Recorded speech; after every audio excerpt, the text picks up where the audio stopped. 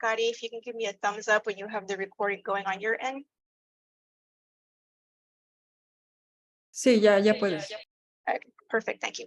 All right, so welcome everyone to our webinar today. I am looking at the wrong screen, I just realized. Strengthening resilience, activating sources that restore balance after stress. With us today is the wonderful Kata Weingarten and Pam Secada. And I'm just going to go ahead and let them take it away. So take it away, Kata. Okay, I guess before I say next, I'm going to be saying next throughout because Pam is going to be advancing these slides. We lost power. I'm in California, Northern California. We lost power and my internet is still very unhappy. So I'm also going to turn off the video to try to strengthen the signal, but that's sort of what's happening on my end. So it was nice to see you all. Now you're going to hear. Next.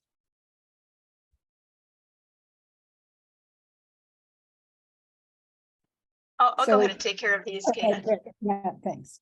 So we are offering interpretation into Spanish for this. So at the bottom of your screen, you will see a little globe icon. Click on it to select your language. At the same time, we are also you're also transmitting this in English and Spanish slides as well.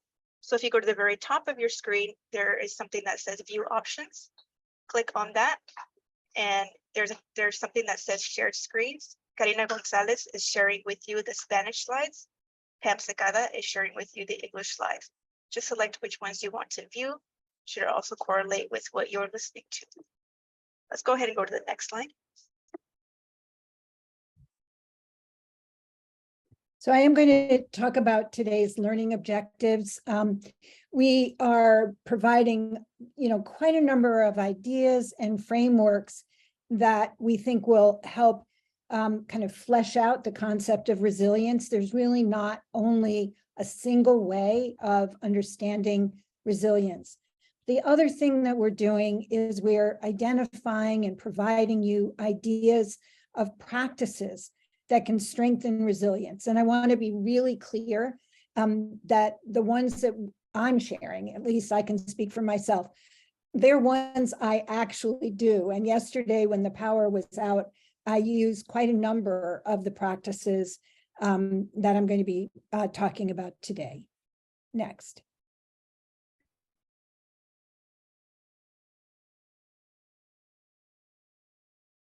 So as always, and you may have heard me talk about this, we really encourage you to listen in two ways. Listen for yourself, for family members, your friends, and of course, for the people you serve. Next. So we're suggesting that you could even take notes. If anybody uses a paper and pencil these days, I still do. You can think these ideas will help me. These practices will help me. Next. And these ideas will help me help others. And these practices will help me help others. Next.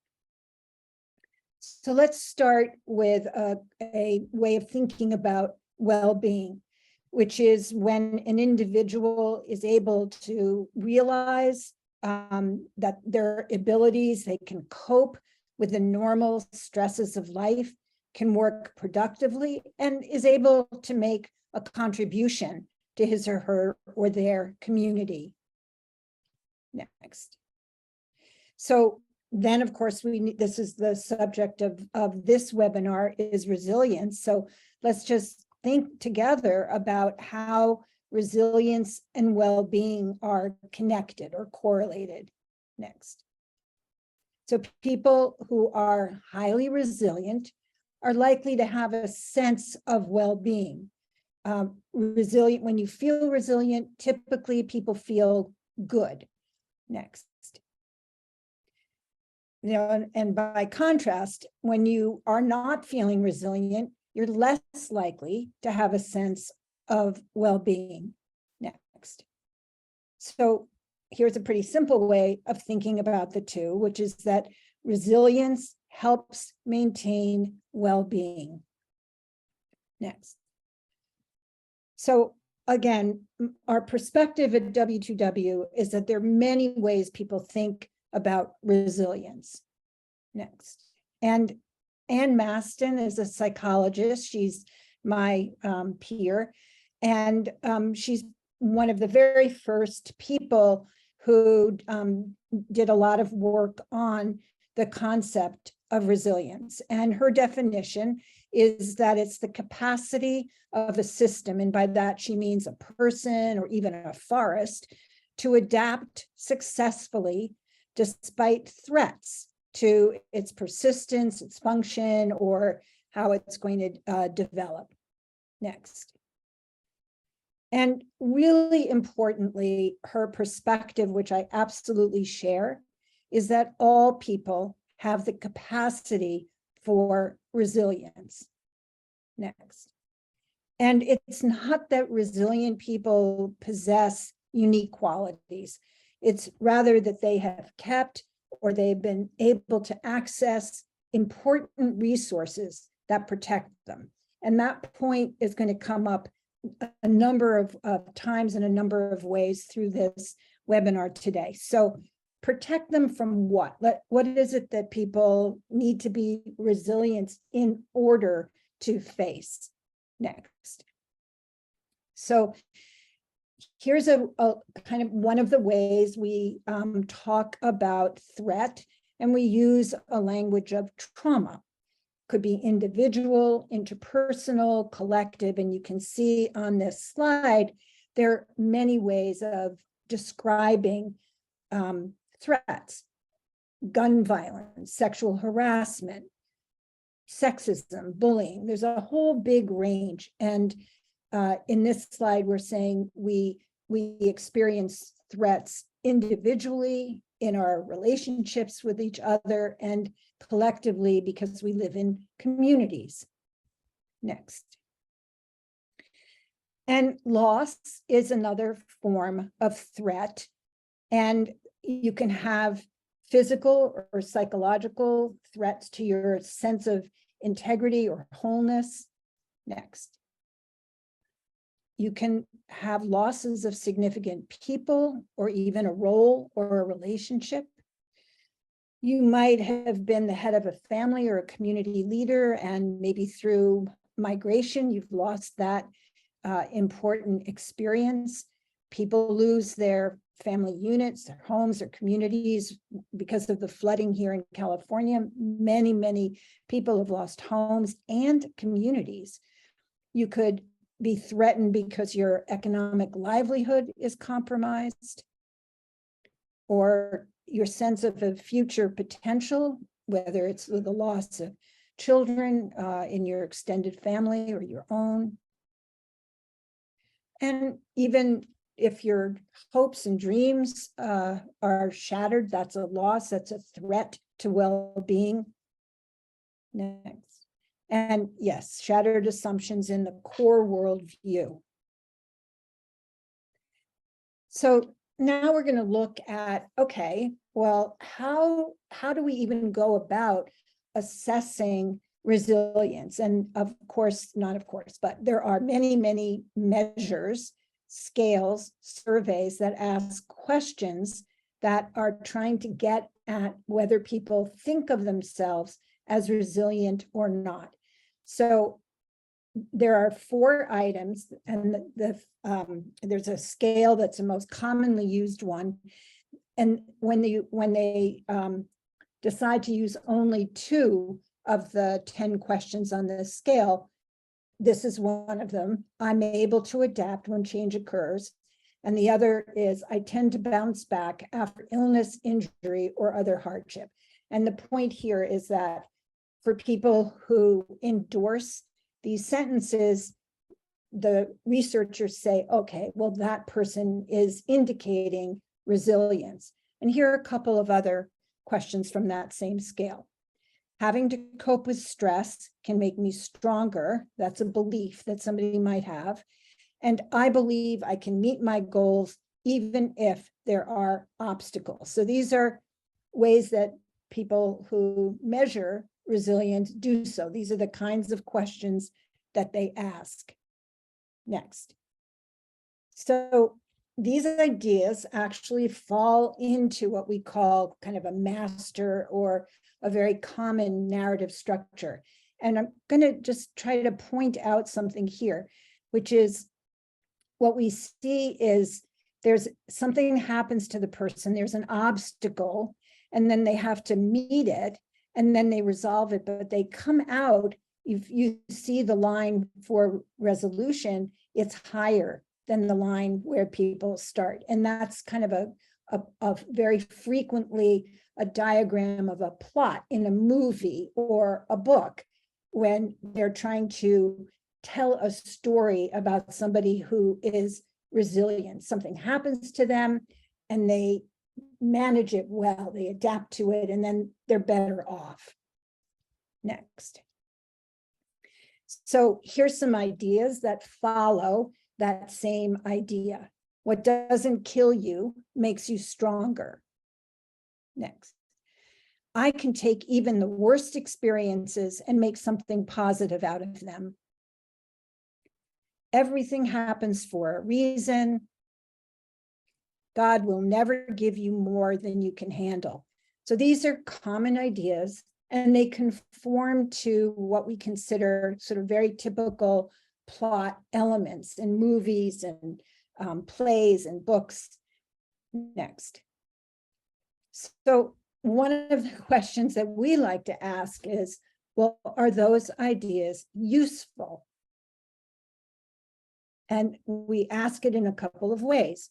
Do these ideas give people hope and inspiration? So obviously, if we were really having a conversation with each other, we'd have a pretty probably complex conversation, but I'm going to ask for something super simple and simplified, which is just in answer to this question: do these ideas, these kinds of ideas about resilience, give people hope and inspiration? And if you could just put into the chat yes or no, and then Jessica will read back what your answers are.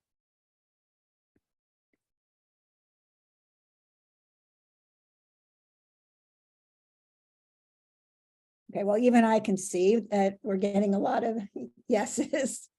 Okay, so then we'll go to the next question. Oh, there was a no. Okay, because in a sense now, this is an alternative point of view. Do those ideas impose the idea that you have to prove you've come out stronger from your suffering? So now that's also a question. Like, do you think, oh, wait a minute, they can be really useful, but maybe they also give you the idea that you have to believe you come out stronger from your suffering. So now the question is, do you think they might impose that idea on a person?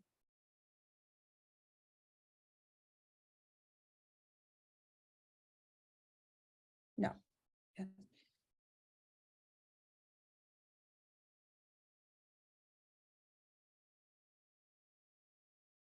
Okay, so we're getting a little bit of variation. I'm almost never able to read the chat, and I don't know why I'm able to now, but it's great. I can.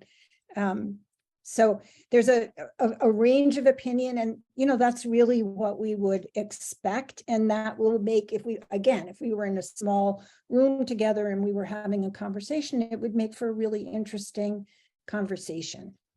Next. So here is another idea. I said that we were going to be presenting quite a number of ideas, and this is one, that the rugged individual makes it on their own. In other words, if you try hard enough, you can succeed at anything. So that's an idea. You do it on your own. Next. So this man is a professor at UCLA, and he's obviously on a Zoom webinar, and he's going to tell a little story. And there are two parts, so hang in there for the whole, for everything that he says.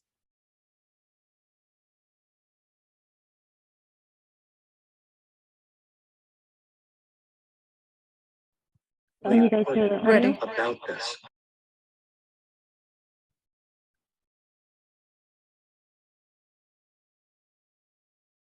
I don't hear the sound. We're not hearing the audio. All right, 1 second.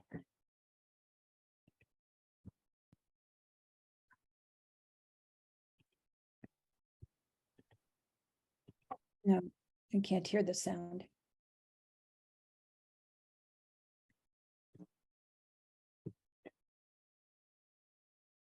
Yeah, I'm getting the share sound button as grayed out, Martha. Okay. Gadi, are you able to share your Maybe sound? if Gadi shares the sound and I'll mute. Yeah, Then yeah. you have You to want me to start it again? Please. Great.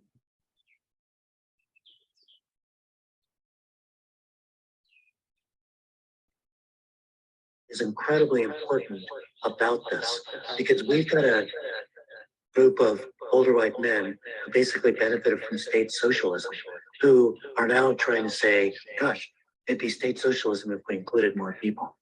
And there's a story I sometimes tell at the end of talks, which gets people going. I go, I want to tell you a story, my story, that my dad came to the United States in the 1930s with papers that were imperfect, that during the 1940s, he was given a choice between joining the army and going to Europe or being deported.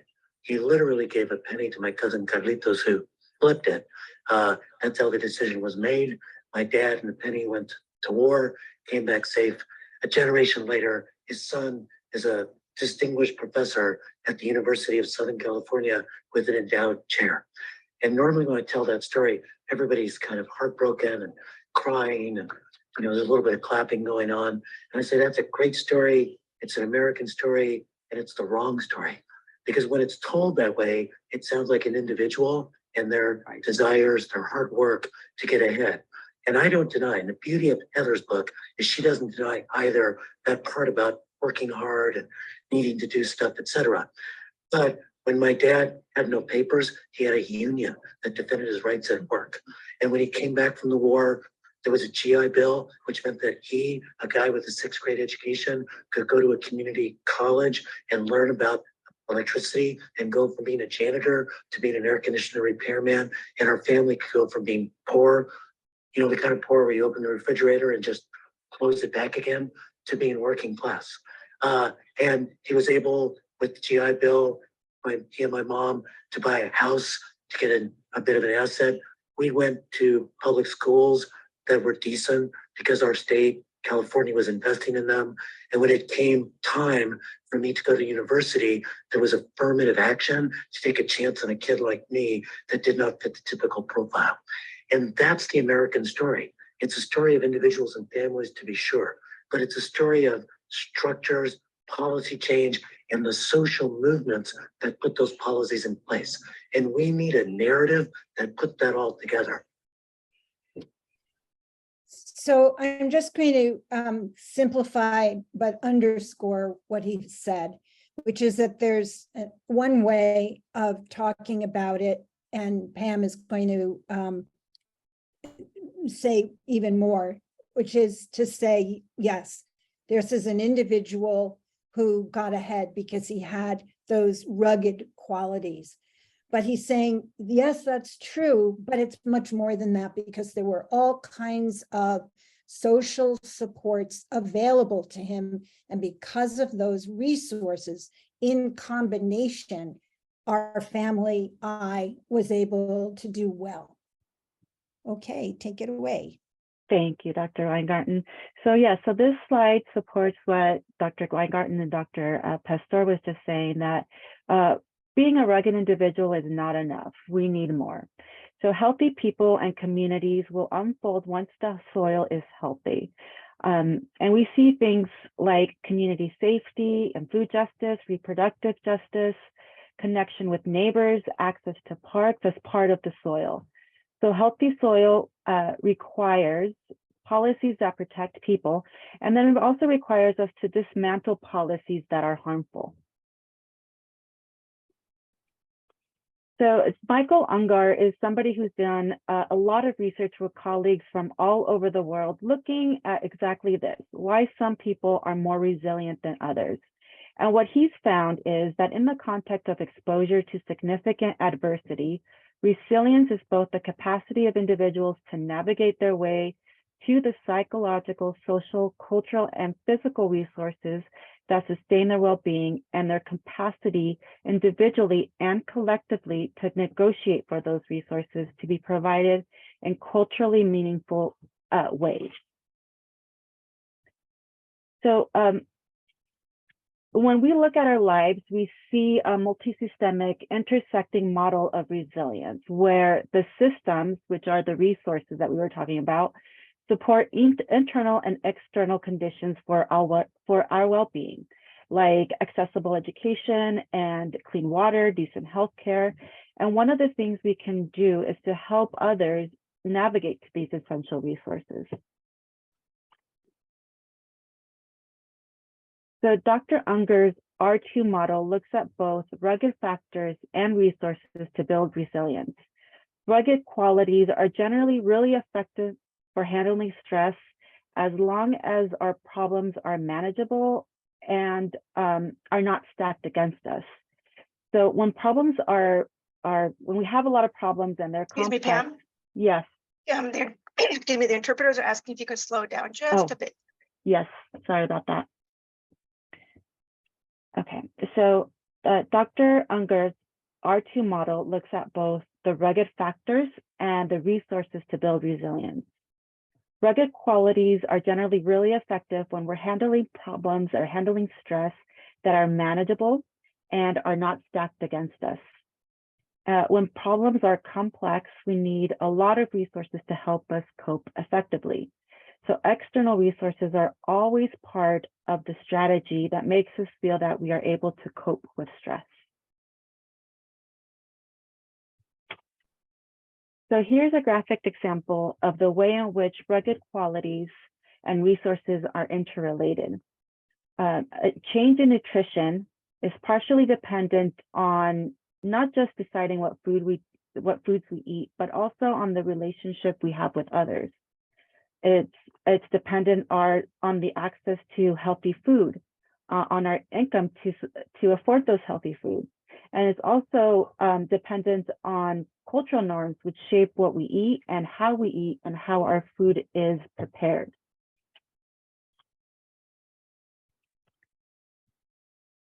So again, Dr. Ungar is very clear.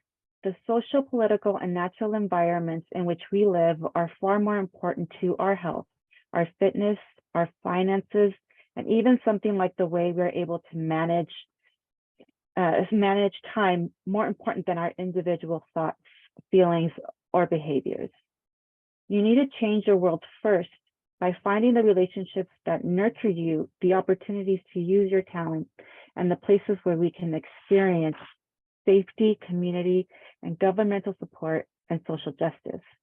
Once you have these, your world will help you succeed far more than you could ever help yourself. So yes, having those rugged qualities are important, but the resources are also very important.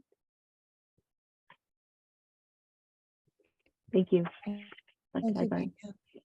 So we actually endorse Dr. Ungar's perspective that we're not minimizing the individual contribution to well-being or resilience, but we're also trying to say that the resources that are available to people are really, really important.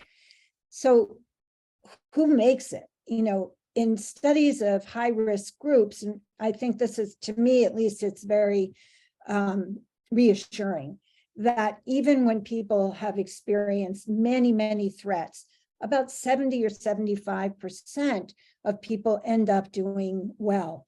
And even for young people who have multiple and persistent risks over time, still about 50% overcome adversity and end up doing well. Next. So again, this is a piece of information that's been very important to me in my life, which is when people reflect back, young people who've experienced a lot of threats and didn't have many resources available to them. When they reflect back on their childhoods, they report that even one person can make a difference to them. And what qualities did those people have? Well, they gave youth a message. The message they gave had several elements: that they were not to blame for the adversity, the hardship in their lives, that adversity and hardship doesn't have to be permanent. And even if you have a setback, it doesn't have to take over your life. Next. So Rachel Dash is a W2W associate, and she had a conversation with a young lawyer who I think learned just that she was a person who was really helpful to a young man she was working with. You can play.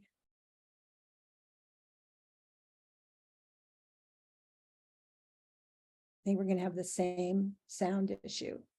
I think, Kari, you're going to have to.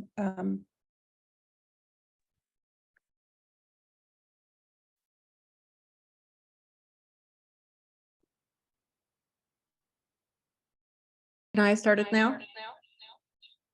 Yes, please.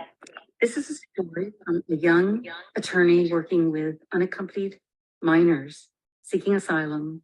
She's also Latina and an immigrant, and she's been talking about the sense of heartbrokenness and sense of guilt and failure, that no matter how hard she worked, no matter how much she brought her skills and her commitment, the way the courts are now not interested in constitutional arguments or human rights arguments.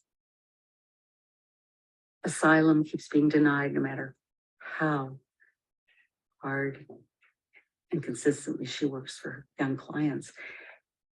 And she told me this story about a young man who was seeking asylum that she was fighting for, and how she appealed and appealed, and how she also had gotten to know him and made sure he had clothes and cared and supported him and even chastised him lovingly when he would get into normal teen trouble, telling him he just couldn't afford it. And there they were on the courthouse steps after the final denial, her feeling like a failure, so bad that she had not gotten him justice and safety. And he turned to her and he told her how grateful he was for her, for never giving up on him, for believing in him, for fighting for him, and for caring so much about him that he felt like he had a mom when his own mom couldn't be there. He told her he'd keep her in his heart always, never forget her. And he wished her a good life. And we both cried.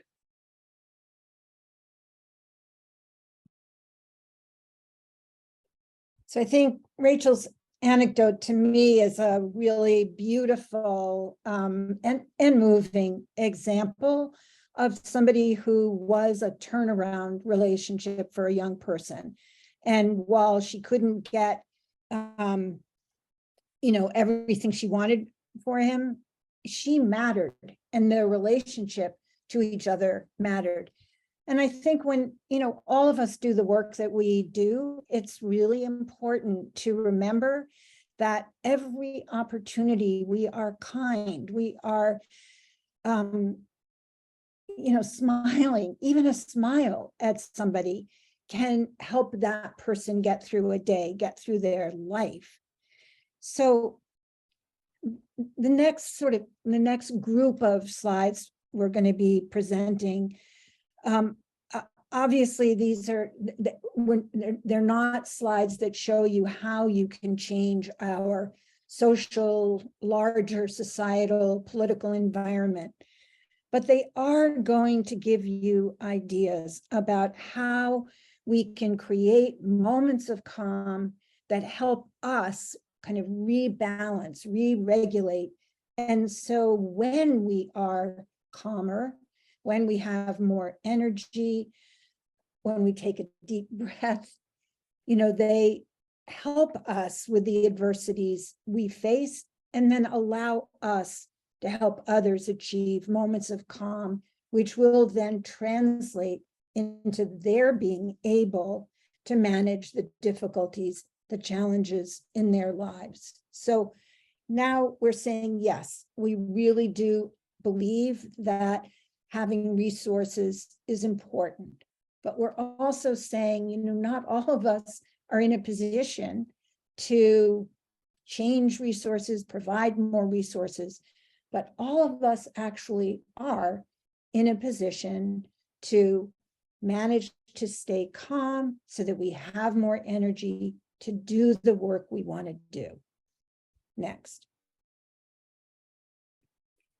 So there is something that's just plain the resilience of the body. Next. And our bodies have a lot of useful information for us if we listen. And the body's comfortable state is balanced between being alert and relaxed. And most of us, sadly, have learned not to pay close attention to the signals our bodies, our body minds are giving us. We override those. But we can teach ourselves and others to use moments where we are, relatively safe to come into balance, to learn to pay attention to the signals that we're getting from our body. Next. So our nervous systems are complex, and I'm going to be talking about aspects of two parts of the autonomic nervous system: the activating side, which is the one on the right, the sympathetic division, and the parasympathetic division, which is the one that we use for calming. Next. And this is a kind of a balance that's not in balance, but what it's showing is that when we are stressed, our sympathetic nervous system, that's our fight, flight, freeze system, is heavier than the calm, relaxing parasympathetic nervous system. We're out of whack. Next. And every system, every aspect of our body mind works better when the two systems are in balance. Next. So what kinds of things throw us off? And, there are micro stresses in a day, and then there are bigger events that are stressful, and there are traumas, and none of us, I suspect, or I've certainly never met anybody who hasn't had some traumatic, really stressful experience. But one of the things that we think about is that resilience isn't just a moment in time or a point. It's actually a zone. Next. And in order to feel grounded, all of us, we go up and down inside our zone of resilience. And we can become familiar with what those ups and downs feel like when we're still in our zone of resilience. Next.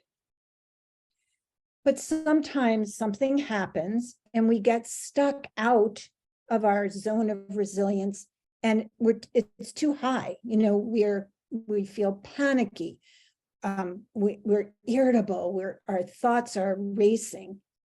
And then sometimes, next slide, somebody could be stuck low. They've bumped out of their resilient zone, but into a feeling of exhaustion, or they just have no energy, or they feel depressed or numb. And then some of us, we shift. We get some events some events move us up, and some events move us down. Next. So what we say is, it's really helpful if you get a sense of when you are bumped out of your resilience zone. Are you getting bumped high? Because if you are, you probably need resources that are going to be calming. And this one, there's 7, but actually it can be really helpful just to learn about yourself, identify, what, these are 3 things that I always have available. And if I get bumped out of my resilient zone and I'm just too high right now, okay, these are things I can do that will calm me. Breathing, butterfly hug, I'm going to show you that next.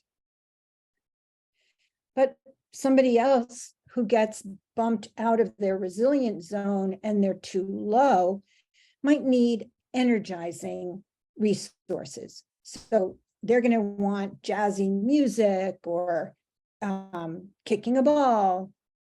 And then sometimes people, next slide, need a mixed set. You want some calming ones and you want some energizing ones. Next. So I mentioned, and actually I'm going to need to, and hopefully the internet will allow me. Let's see. Are you able, can people see me? Yes, Kata, we can see Yes. you. We can see you. I can't see myself, but can you see that I'm crossing my arms? Are you able to see that? Yes. Okay, so this is called the butterfly hug. And what you do is you cross your arms and then you wiggle your fingers. And especially if you don't talk, it feels wonderful. And it's very calming. And even a 2-year-old can learn to do it. And it's pretty. And if you don't, if you're sitting at a desk or if you're, in a patient's room, you don't want to do the butterfly hug in front of anybody, you can go into the bathroom stall and just do it by yourself. So that's very effective. It's a very efficient way of just restoring balance. Next slide. And so is this, the something called box breathing, where you breathe in for a count. Here it's demonstrating 4, but it could be 3, it could be 5. But the point is that you breathe in for the same amount, you hold your breath for the same amount, you exhale for the same amount and hold. So as a practice, and again, I'm going to do it right now. So I'm going to breathe in, hold, 2, 3, exhale, 2, 3, and hold again. And again, that equal inhalation and exhalation can be very calming. And again, the purpose of calming is to move back into that zone of resilience. Next.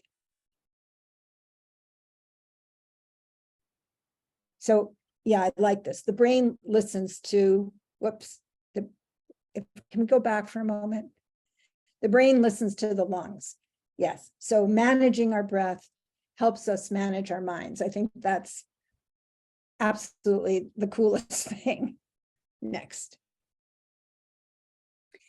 And then this is another way of quickly, efficiently restoring balance, which is you can start either from the top of your head and work down by squeezing and then relaxing muscles, or you can start at your toes and move up. And again, the point is that this can just take a few moments. Something like squeezing and relaxing your muscles, you can do while you're sitting at a chair. You can sit it, while you're at your computer. You could be on Zoom. I could be doing it right now. I'm not, but potentially I could be. Next. So again, every system in the body mind works better when the two systems are in balance. Next.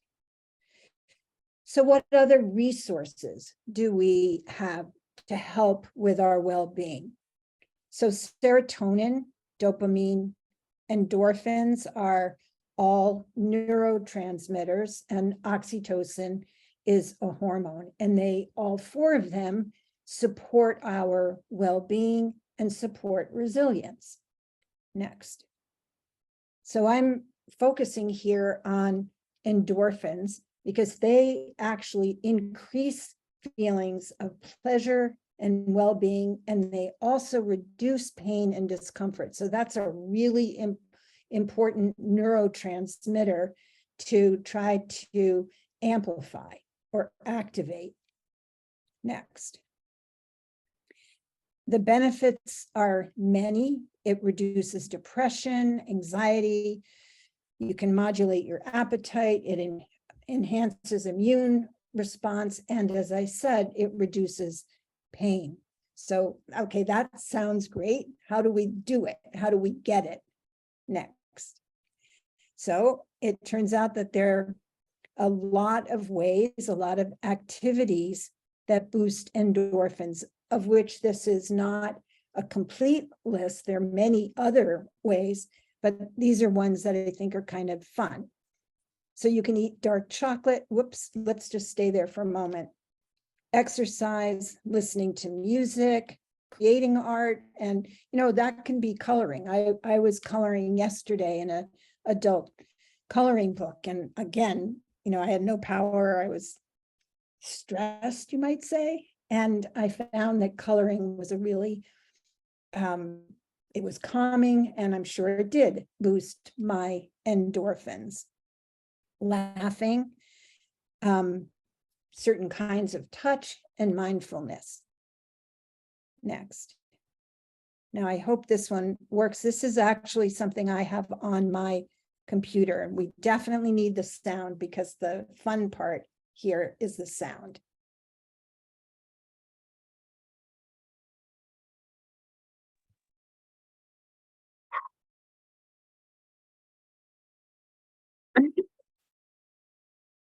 Can I start? Go ahead, Kari. Yes.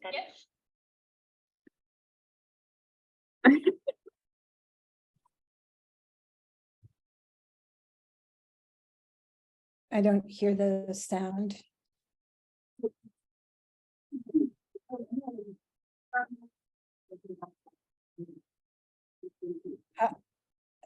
Are other people hearing the sound? Because I don't. Although I guess No, it's pretty. No, I don't hear that. Let's try it. It's short enough. I think it'll be really amusing for people to hear it with the sound.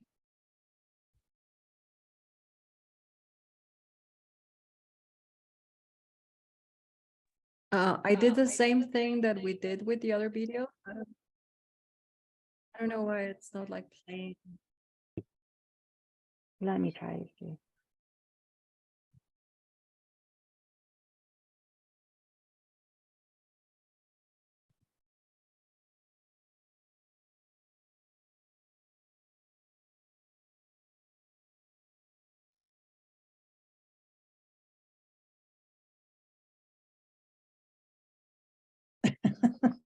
Okay, well, you can see, you can maybe imagine the sound that he's making. It's a or I don't know, he, she.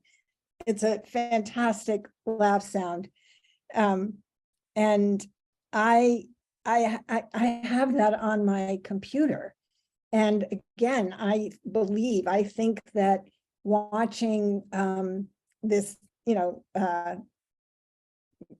creature laugh it always makes me laugh, and it immediately activates a balance in my two parts of the autonomic nervous system. Next. So now I'm going to kind of back up. We were kind of narrowing in on, okay, what are the things that we can do, just, using the cues from our body mind to help bring us back into a zone of resilience. And now I'm going to say, okay, but now let's widen the lens. So there's not just one source of resilience. There are many, many locations, relationships, activities that can be sources of resilience for us. These are ones that I'm kind of grouping because they have to do with relationships. So, of course, individually, there are individuals whose resilience is inspiring for us. Family members who support us, our friends, our communities. These can be all sources that support our resilience. There are cultural and religious and spiritual sources of resilience. Nature is an important source of resilience for many of us, the natural world, and our ancestors. So in a longitudinal, actually the longest longitudinal relationship that's been conducted, and it's been in progress over the last 80 years. They looked back over the lives of the people who were in this research project, some of whom are, yes, 97, 98 years old, and asked the question, well, what contributed most to their well-being? And the answer was close relationships, much more than money or being successful. It was what kept people happy throughout their lives, but also strengthened their resilience and enabled them to return to that zone of resilience when ordinary life events and really major life events bumped them out of their resilient zone. Next. So when we look at self-care, which we're going to in a moment, also, we see that the primary self-care suggestion, again, it has to do with maintaining close relationships. So getting enough sleep is really important, and exercising and eating nutritious food, we know that, but so too are close relationships. Next. So there are many spiritual and religious practices, especially ones that happen in community, that help us activate that calming side of the autonomic nervous system, the parasympathetic nervous system. Next. And there are many cultures, either just a few photos that I pulled out, that have rituals to honor and call upon ancestors, because they too have so much to offer us in terms of supporting our resilience. As I said, resilience in the natural world. In the UK, in the United Kingdom, at this moment in time, primary care doctors are writing prescriptions for patients with mild anxiety and mild depression in favor of writing prescriptions for pills, for medication. They're writing prescriptions for people to go to a park, to look up at the sky, to look at trees, because there's a lot of research evidence now to show that our resilience is connected to the degree to which we're exposed to green spaces and blue spaces, sky and water. Next. And then just one more source of resilience that, I think this has been a very useful idea to me. And that is, okay, so we've looked at, there are sources of resilience. There's our body, which gives us cues that we can use. And then there are things like the butterfly hug or breathing. There are lots of things we can do. But it's clear that there are going to be moments or hours or days or even weeks and months where it's just really hard. And this is a photograph of the person in blue who's drafting on the person in front. So this is a metaphor, and it's in the metaphor, concretely, what it's showing us is that the person in black, the rider, is breaking the wind for the person in blue. So it's the person in the black on that bike is making it easier for the person in blue to do the ride. And hopefully all of us can think of somebody who can serve that purpose for us in our mind's eye, like somebody who is resilient, who's inspiring to us. And when our resources individually or externally are low, we can draft on their being resilient. We can be inspired by them.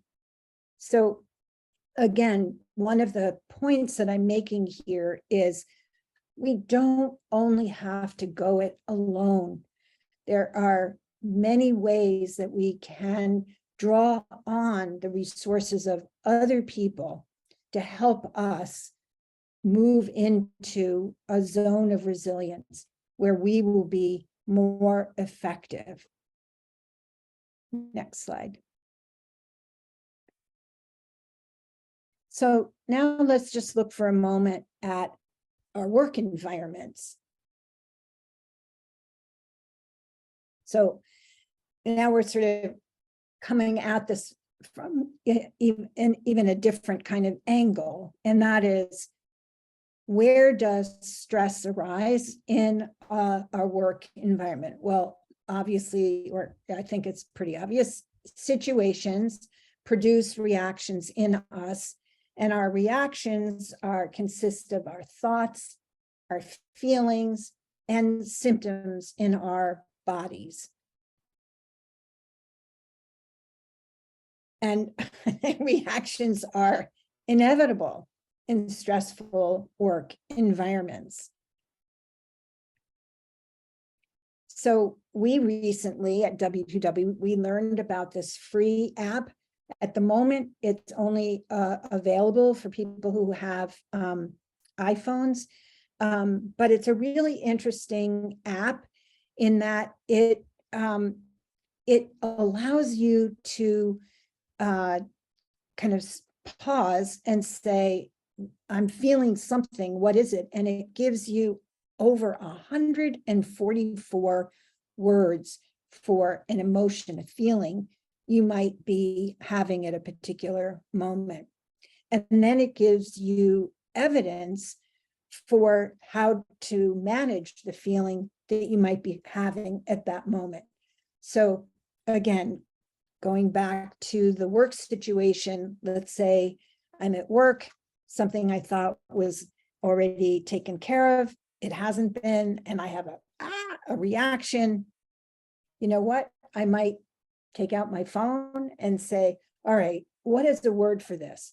And over time, I can learn at different points in my day, in my week, what the feelings are that I'm having, and also learn some strategies to manage them. Next. So here, what this slide is showing us is there are going to be stressful situations.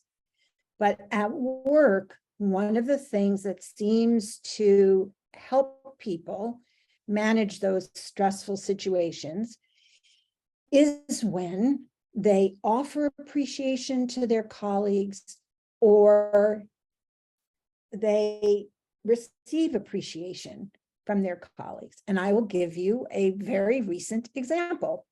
When I got onto this webinar, our two interpreters were on, and of course, before a webinar, as is common, normal, I had some, nervousness, but our two interpreters said, oh, they had really liked the webinar they had recently translated for. So they expressed appreciation to me.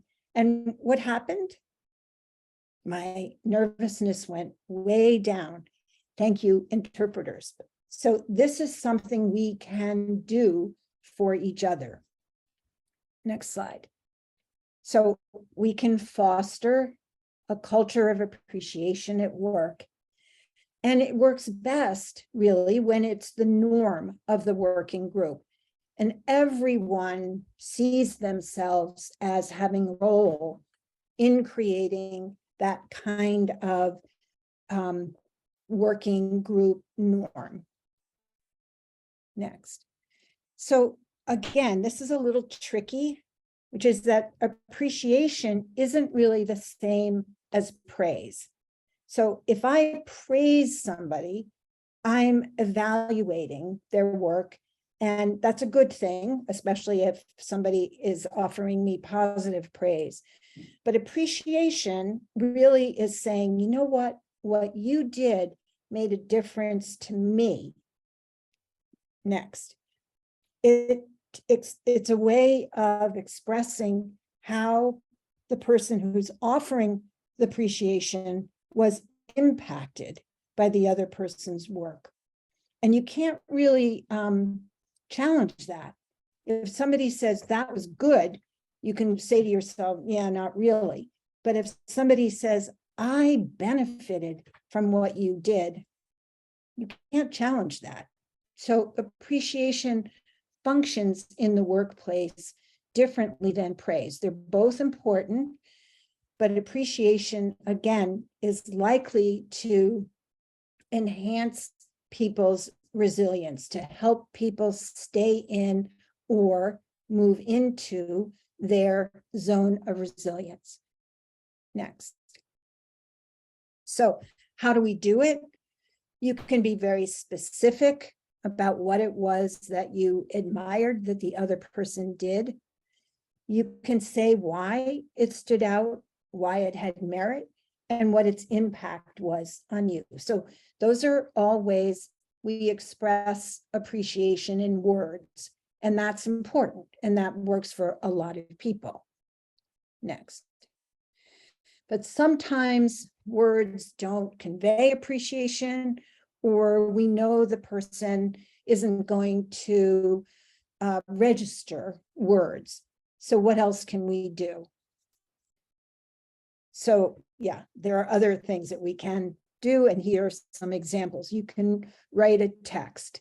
You can send just a photo of something beautiful with the word thank you, or bring in coffee if you work in an office setting or any kind of setting in which you're working with your colleagues as opposed to over Zoom, or bring them a cup of tea, something you know that they're going to like.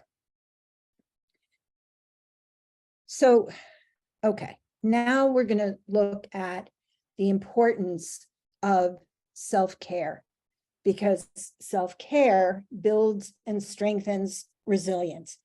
And this is something that at W2W, we have been really working on steadily over the last 3 years, which is to kind of break it down and say, self-care is really important. We know you know it, and we know you don't do it as reliably as you need to. So how can we help you really do what you know is important to do? So what is self-care? Well, it's anything that makes us feel better, and you're the judge, no one else, and it strengthens resilience. And this is what it's not.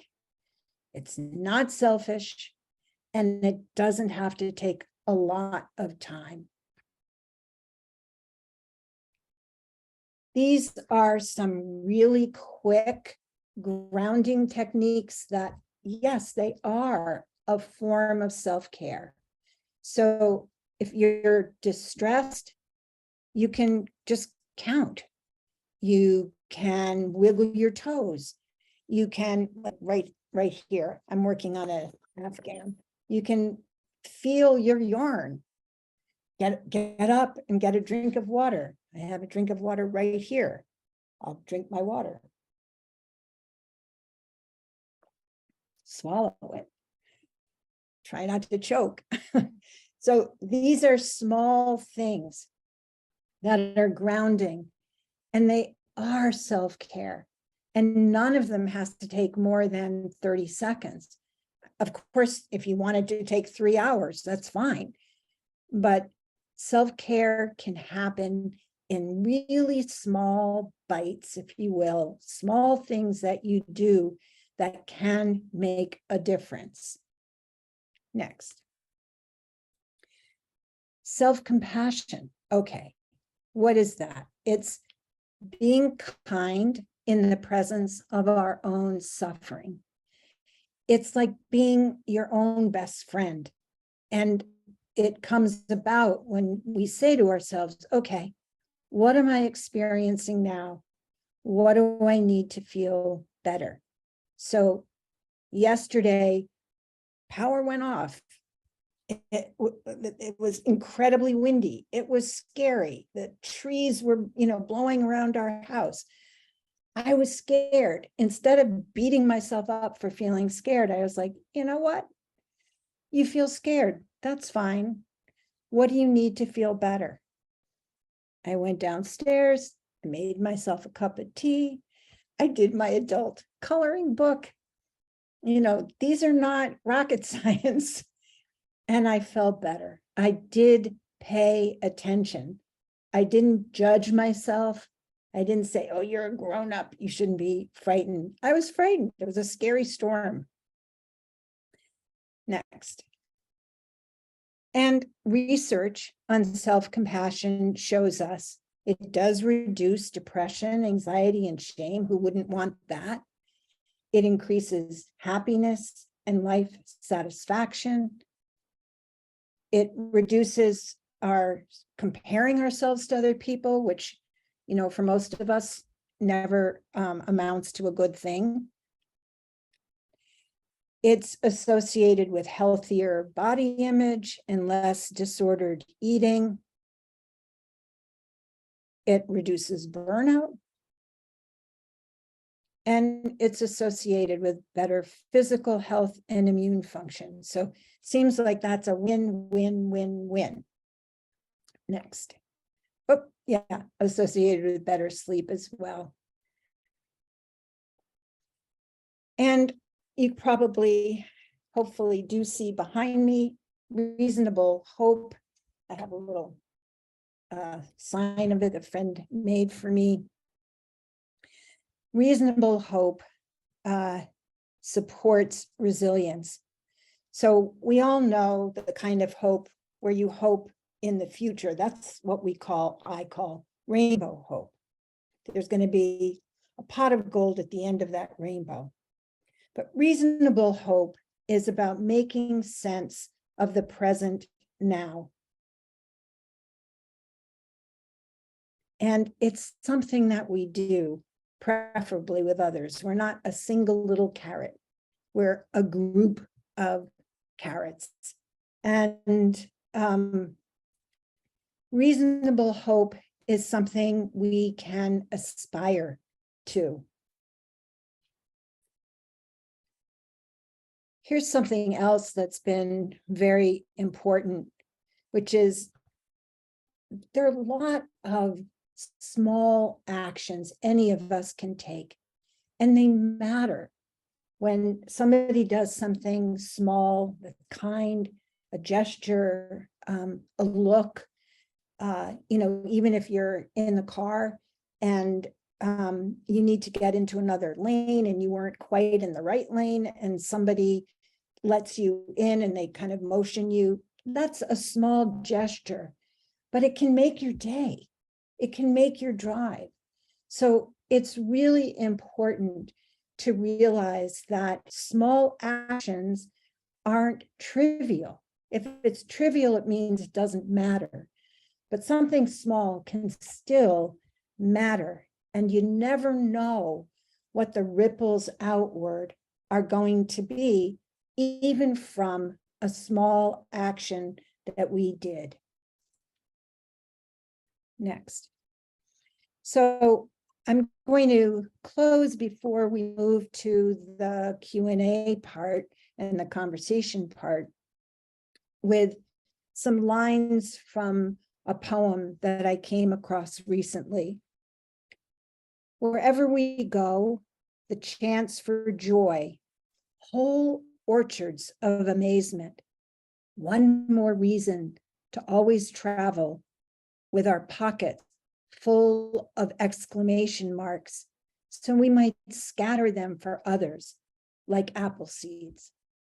So again, one of the things that I'm saying is when we are with others who've been scattering their exclamation marks, their apple seeds, we benefit and our resilience is strengthened. And we always have that opportunity also to be the people who scatter those apple seeds that help others support and maintain and develop their resilience.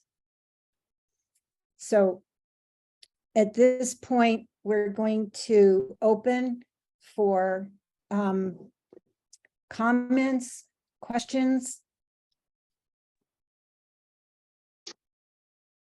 I didn't see any questions coming in through the chat, Kata, but if anybody has questions, raise your hand and I can unmute you so you can ask, or you can stick it in the chat. Or comments. We're happy to talk with you about this, these ideas that we're presenting.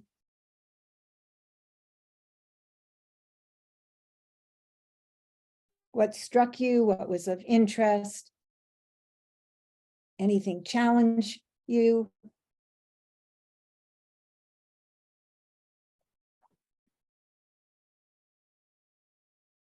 We'd love to hear from you guys. Please let us know.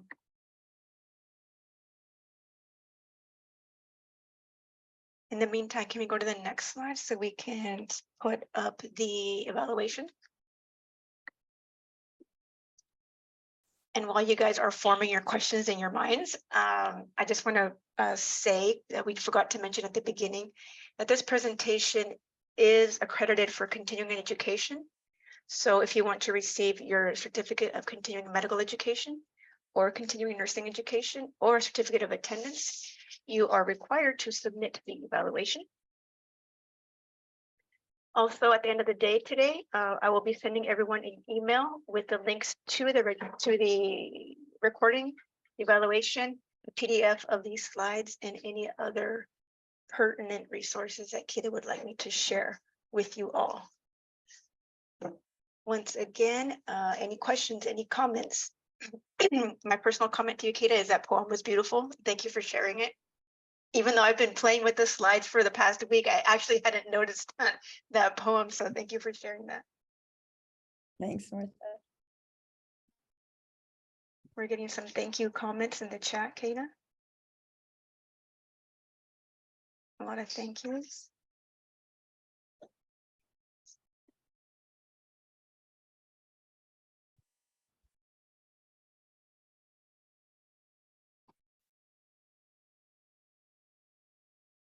And someone's asking to show the QR code. I'm seeing it up in the English presentation, so maybe in the Spanish it's not up.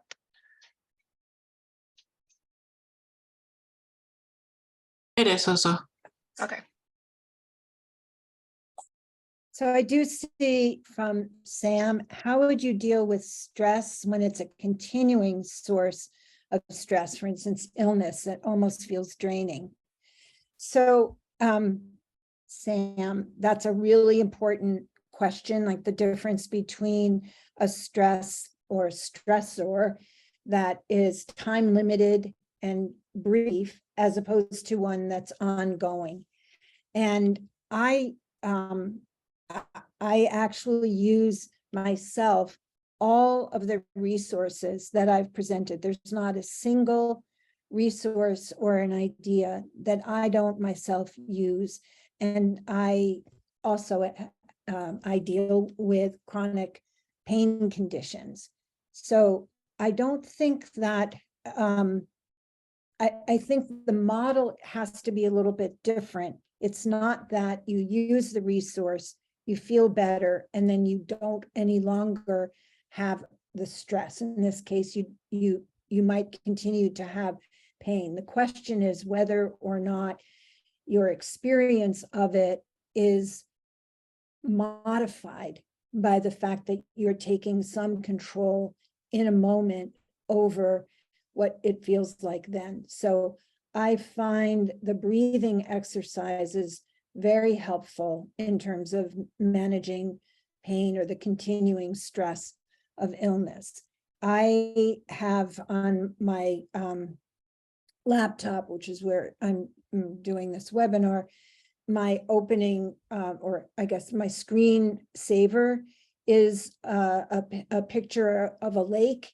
And in the morning, before I sign in, log in, I look at that photo for 2 or 3 minutes, and I notice that my breathing is easier because I am looking at water and sky and the trees. So I do think that these are helpful. And I really do recommend a conscious, deliberate, daily practice of using any of these techniques.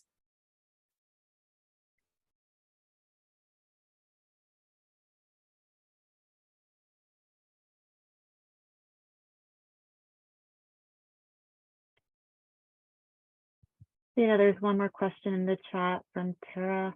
Why reasonable hope? Why is it named that, using the word reasonable? Interesting. No one has ever on a webinar asked me that question. I'm delighted to have it so I can say something about it. It's my term, reasonable hope. I came up with it about 15 years ago, and actually in relation to Sam's comment about illness, it was because I was in a situation where hope for the resolution of somebody's disease process and illness, a person that I cared about very much, wasn't likely. It wasn't going to, I couldn't have rainbow hope. I couldn't have a hope that everything is going to come out all right. Wasn't going to be like that. But the question then was, what kind of hope could I have? And I use the term, well, I could have reasonable hope that today will be okay. Or I can have a reasonable hope that he'll manage his chemotherapy this week without too much difficulty. And that felt more manageable to me. It felt more realistic. So that was why I changed the word hope, which sort of felt like everything is going to be all right in the future, to reasonable hope, where, okay, there are things I can do in the present that are going to help me now. There are things that I can do with other people that will help us now. So I don't know who asked that question, but I thank you very much for it.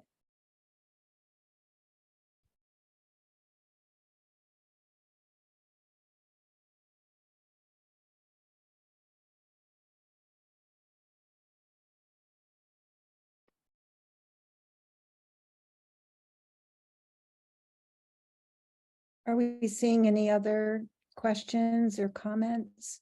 There was a question that came in, and the question came in Spanish. Hopefully I translated it correctly. But the question is it normal to normalize minimizing emotions? For me, to not be afraid even when I'm very scared.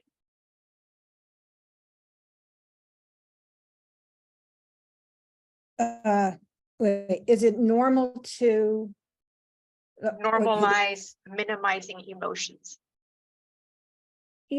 Yes, I think for a lot of people, well, first of all, I'm sure all of us know people who have a mild feeling and they make it a much bigger feeling. So some people do that. And they would have to speak for themselves as to whether or not that's helpful or not, whether or not it gets them the kind of support or attention that they want. But for a lot of people, when they're, very upset, making it smaller is very useful. And that way, like, again, I'm just going to use this recent example. I was scared yesterday because of the storm, and I was afraid that the tree near our house was going to topple over. So that's a kind of fear. It doesn't really make sense to go as far out into all of the possible things that could happen. That isn't really going to be very helpful to me. So I think I probably did say, okay, you're scared. What are you going to do? As I said, I went downstairs and made myself a cup of tea. I distracted myself by coloring, and that's a way of, kind of shrinking the fear in the moment. And I think that was useful for me. Does that make sense to the person who asked the question? Thank you, Kata. It made sense to me. So I'm going to assume that it made sense to the person who asked as well.